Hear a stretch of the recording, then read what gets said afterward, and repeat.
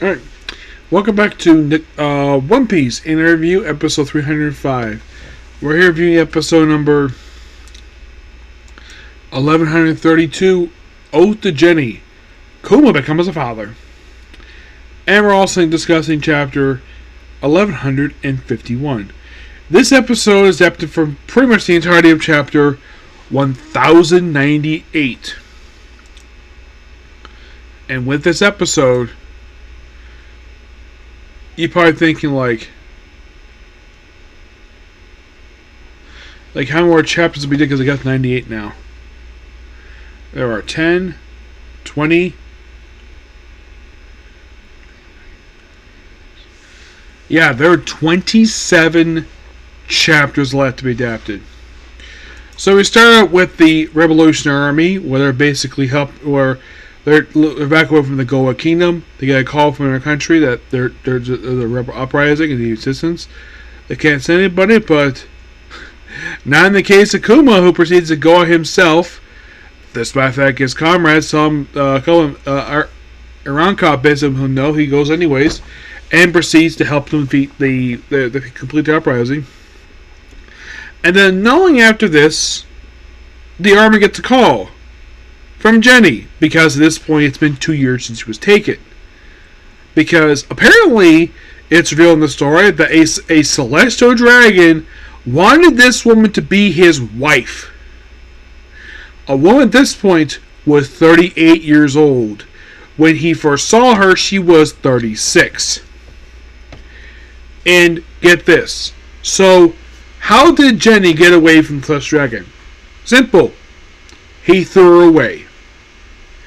The reason? She was covered in blue jewels.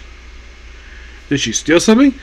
No, it's revealed to be an actual disease later on, where she later dies. But also the thing is, she brought something with her. A baby. And this baby turned out to be Bonnie. And of course, because of this, Kuma quits the Revolutionary Army. But I don't think Dragon minded, because of the fact he just basically adopted a baby girl. So he basically became a father. So he probably wants to spend time with his daughter, which got commended for that. So he still runs his church. He kind of is sort of the unofficial king of the Silver Kingdom. They don't say he is the king, but he kind of is the king, so everyone likes him. So they spent the next 5 years just raising this girl, first feeding her, then just bathing with her later on. Everything is all good, and then when she gets older, by the way, in the manga, Bonnie, who at this point was 5 years old, flipped the bird at 3 kids for poking fun of it, because the thing is, it was revealed just prior to this that I think it was when she got a little bit older, that she got a piece of the blue jewelry on her that she got from her mom. As for the real reason for this jewelry, it's not really very clear where the heck this came from. So Kuma, when he sees this on her, he proceeds to board up the windows in the church. Everyone questions this, and it's for Bonnie's sake. She can't go outside. The kids think she's a vampire, so she proceeds to beat the crap out of them for it because she's that strong. She's just as strong as her awesome mom. Yep. So, and of course she's visiting, consulting various doctors. By the way, Dragon is informed about this, so he goes visiting doctors. And one doctor does tell what the disease is, but it's incurable. And he'll try anything. And, well, I'm trying to think of anything else. Not really. Oh, by the way, yes, there was one more thing. The episode ends where 1 year after Bonnie is diagnosed with this thing, where the previous king has returned, who wants his throne back and probably wants to sell half his people into slavery again. Yes. Also, at this point, I think if I remember correctly in the manga, that the flashback ended knowing after this. Yeah, the flashback went on for a little bit period of time. If you're really curious, when was the flashback concluded? I think it was concluded with chapter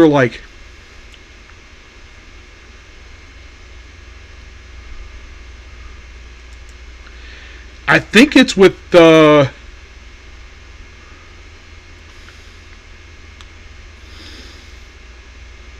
So I think it's going to be with the very next episode. They're going to wrap up this flashback. And this flashback didn't last very long, surprisingly. If you're really curious, how long ago did the flashback start for Kuma?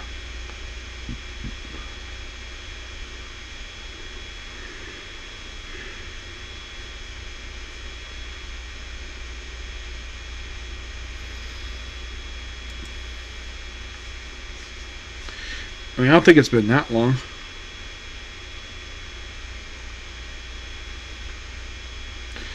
No, it wasn't this one. So in the manga, I think it started with, I think it was like chapter 1095.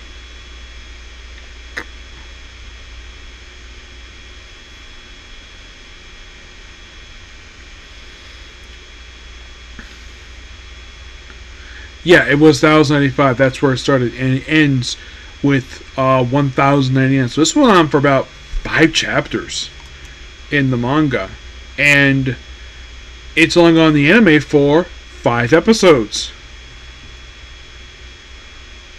It started with 1029, which not that long ago. Yep, but overall, this was a fantastic episode. And I can't wait for the next episode to air next week. But we're not done just yet. Next up is chapter 1151. I get the idea. Excuse me. I initially thought last chapter was going to be the finale for this. Nope, still continuing. This is Ogachild Yamato's Golden Harvest Circuit Pilgrimage. But the pilgrimage was complete, so I don't know why. This feels like a bonus one. Sumo attorney in Hakumaru, hurling Ursuma's big brother, Yokozuna Sukune.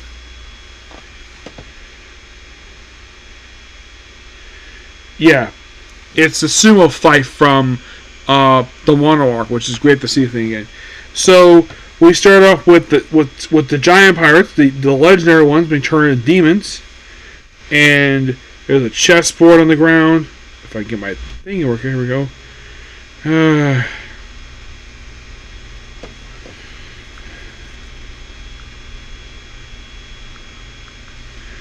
Hang on.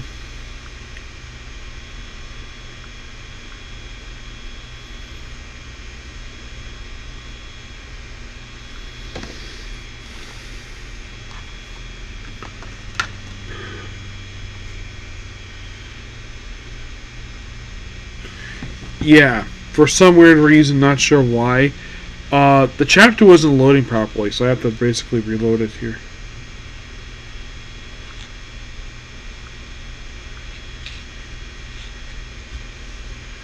Alright, here we go. So, when it finally comes up here,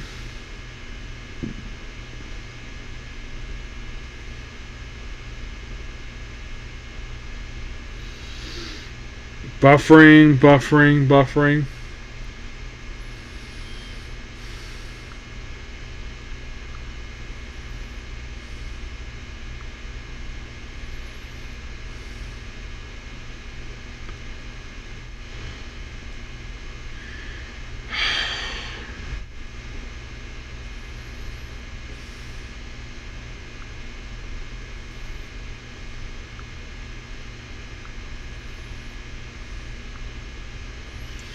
Well, whenever basically this comes up again, I'll be able to basically review it.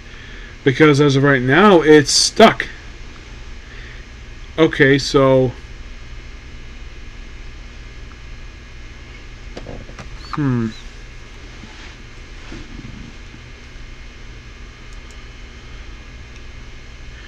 Oh, now it's connected. Okay.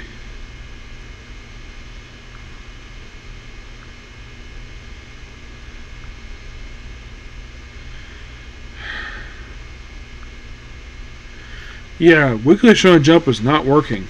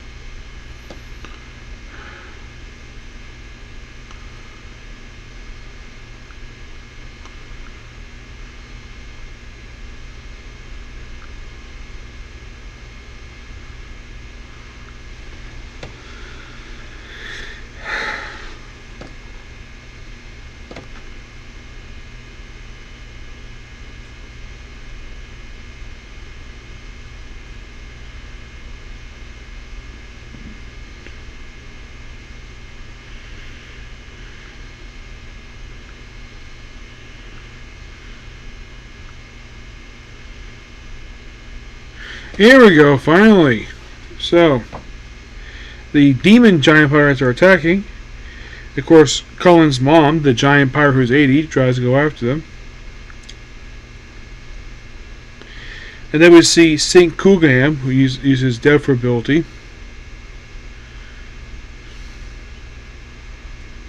Yeah, for some reason he has the face of a... It looks like a face of a woman, but it's a guy. And, yeah. And everyone's going nuts. So the failure. And then we see Gibbon basically come through, and of course Chopper saves him. And then we see, this is a funny sight. We see, get this, we see Loki and Luffy eating meat. And Hydra basically is there too. Yeah. And Zoro's like crossing his arms like, yeah, and Sanji's there too. This is so funny. Yeah. Of course, like, yeah. Like, busily, like, helping out, basically. It's like, yeah. And of course, he's talking like someone named Shaggy. Yep. Yeah, and of course, Luke Barry got me because he was the king of the pirates. Yep. So, now at this point, basically, the chapter ends with Luffy now being informed Elba is in danger, and apparently the only person that can help them is Loki, the man who murdered his own father. Yep. So, yeah, good chapter. I get this chapter 9 out of 10. Yep. But yeah, that's particular view. Please be sure to like, comment, subscribe to notifications. Next up, Yashihira Dark Elf.